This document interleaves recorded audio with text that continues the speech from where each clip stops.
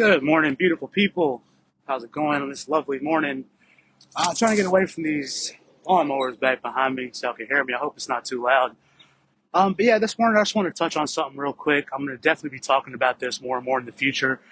And I'd love to have some other opinions that, have kind of lived the same life growing up. But I want to chat about what it's like growing up as a minority Indian in the deep South in the United States of America. And I don't say this and want to talk about this in order to stop things and beat up the racists and, make for world change, which are all great ideals, and I would love to see all those happen. However, the reason I talk about it is this. Growing up as a young child, being Indian in a predominantly white and black kind of community, um, in the beginning, I remember just feeling such a deep sense of shame and confusion. And the reason I want to talk about this stuff is today is because if there's some kids out there, if there's even adults living in situations and places where you don't feel like you're fitting in or accepted or whatever, I think it's important to hear other people that went through the same thing talking about it. It would have been really cool when I was a kid if I could have heard a podcast or a video that came on, with a guy 10 years older than me saying, he was Indian, he was born in New York, he was raised down south. It was real funny. People called him names. People didn't understand him. People made fun of him. His parents wanted him to do one thing. The rest of society wanted him to do another thing. It would have been amazing to be able to see that. And that's kind of why I want to talk about it and touch on it. So yeah, I mean, as a early childhood, it's so weird. The small town we were in, my father was a predominant cardiologist and physician, so we didn't really have too much in our face racism. But all the same, I remember so many instances of just being kind of ashamed and like ridiculed about my culture, and not for lack of knowledge, because my father would teach it to us. Um, it came predominantly from the ignorance and the lack of knowledge and education of the people around me, and namely those small town schools in Mississippi and Alabama, where it's more important to kind of push religion and play football and and just throw some good grades up than it is to be a human, learn how to live, learn how to, cohabitate in society, learn how to be humane to our people around us, and just learn to kind of mend into that lifestyle of being a human being that gives back and contributes to society. And that's not really taught. That they want that to happen, but it's not, taught. They're not teaching kids these days, how to do general life stuff, anything from bank accounts to tax filings to even getting a license and stuff these days. I remember when I was in prison and I was helping out the people that were, getting released soon. One of the biggest issues was people didn't know how to get their IDs, how to get their paperwork in order to go get a license, to get a job, to apply for anything that they might be eligible for. And many of those people didn't know how to read or write in order to do so either. Um, so yeah, I think it's all very, very important. I got a little bit off track, but I mean, yeah, coming back to the topic and what we're speaking about. Yeah, we all know racism is a problem everywhere, and definitely, guys, listen to me on this. I ran away from America once thinking it was mostly just here. That political, racist, better than power trip BS is worldwide in our society and humanity. However, it is not the dominant force. It is not how everyone is trying to be.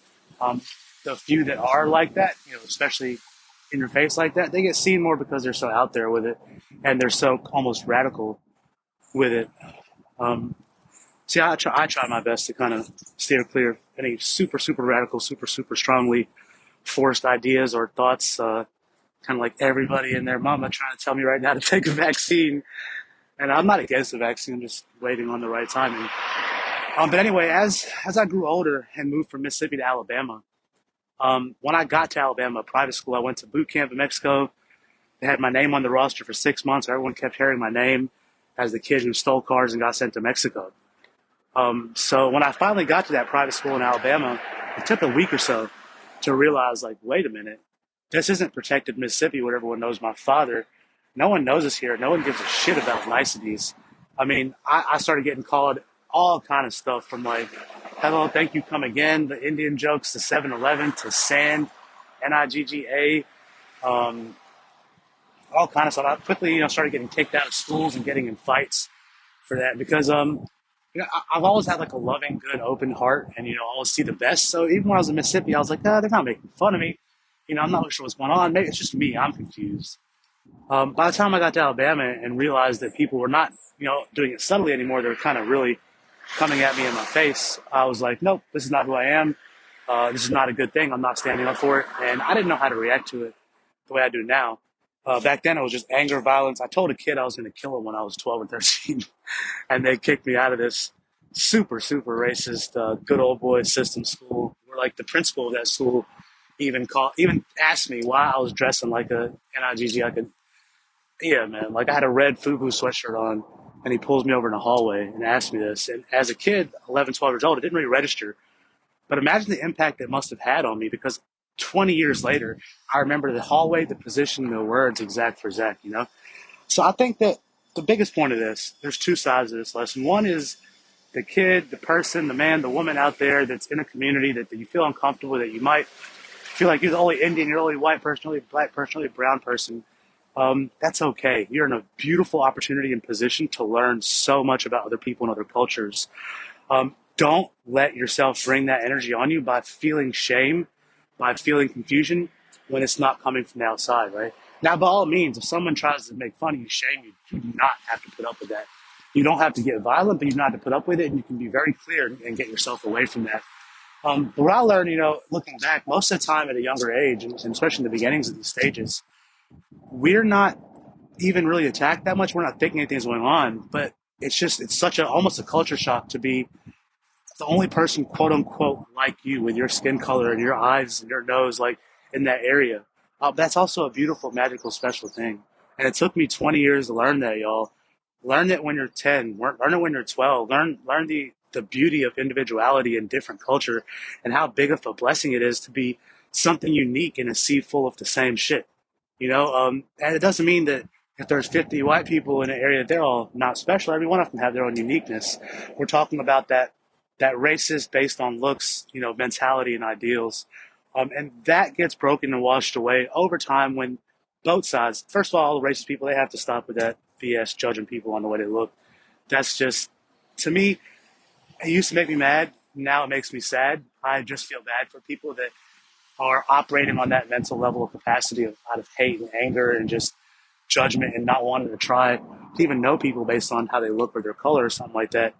Um, it's just it's just absolutely ridiculous to me. However, the people, us, minorities that have you been used to being, tyrannized and all this, we have to understand and come to a place where what we're proud of who we are. We have no shame, and we're upholding our culture and our beliefs and our values. And say if you're a Black American from America and you don't know what your culture is, it's okay. Make your culture. I'm Indian, Punjabi, living in the South, travel to the world. I speak Spanish, Hindi, and Punjabi. I like a whole bunch of different religions. I follow none of them. I'm spiritual. I'm Punjabi, but I cut my hair and I sell hair extensions. So like, there's so many like polar opposites within me. If I had to pick a culture or religion, I never did. I just picked my own way and went with it. Yeah, I kind of went in a circle again, but back to the other reason of why we're needing to talk about the racism, and like I said, it's not only just to bring awareness and light to it. There's plenty of that, going on these days. It's to help. I believe this is more important to help that abused or made fun of kid or person or man or woman or child out there that's dealing with these feelings of shame, of curiosity, of hatred, just solely based on what they look like, and to kind of be a source of power, inspiration, and strength that they can kind of tune into or even touch base with. Y'all, if we're minorities and there's a majority out there, you know, hurting us, Indians, blacks, color, whatever, we should be talking to each other. We should be talking to each other, working these things out. And I'm open. If you're facing something like this or something's going on, give me a call. My number is available as direct on the podcast. Give a sister, a brother, a friend a call. Definitely don't keep it inside of you. I've always learned it's better out than in.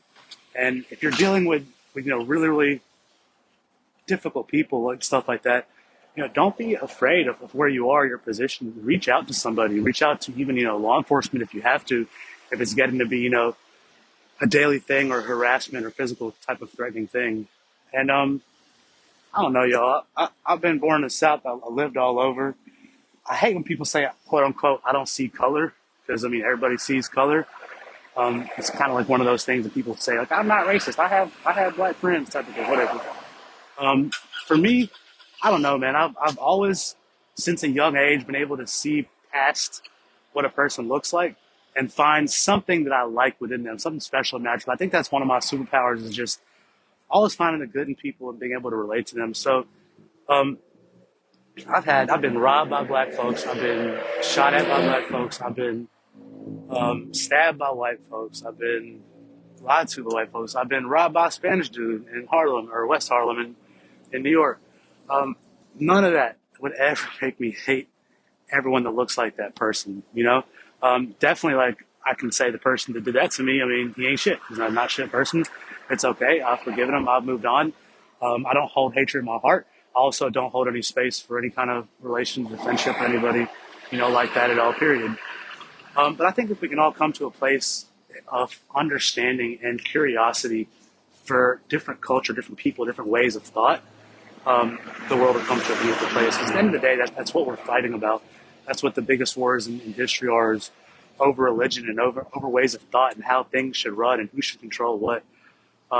At the end of the day, we're all humans. We're all on this earth together to create love, joy, happiness, and spread that and really experience these physical bodies that we have been blessed with this, amount of time to have. And then, who knows what happens on the other side. My belief is that the energies and the things we put out definitely are reflected, now, tomorrow, and 1,000 years from now as well. So keep hate out of your heart, y'all. Lead with love. I'm going through a little bit of a tough time right now, trying to make some decisions and trying to slow down my life and figure out where I want to be, what I want to be doing, and who I want to be doing it with, and what kind of impact I want to make on the world. And so I'm kind of not daily on the podcast right now, but I'll keep it up as much as possible. I'd really like to chat with one of y'all on here one of these days. So if you listened this far, thank you so much for tuning in. Go ahead and hit like, subscribe, share. Let's start getting these conversations out there to everybody. I'd love to talk to some strong men in particular. I feel like as men we don't really discuss topics like these, shame and stuff like that much very often. So it'd definitely be a powerful thing to bring to the group. Anyway, y'all, get in the elevator, signing off for the day. Peace, love, and blessings to you all. Have a beautiful rest of your day and rest of your week ahead. And I will see y'all on the next episode. Peace and love.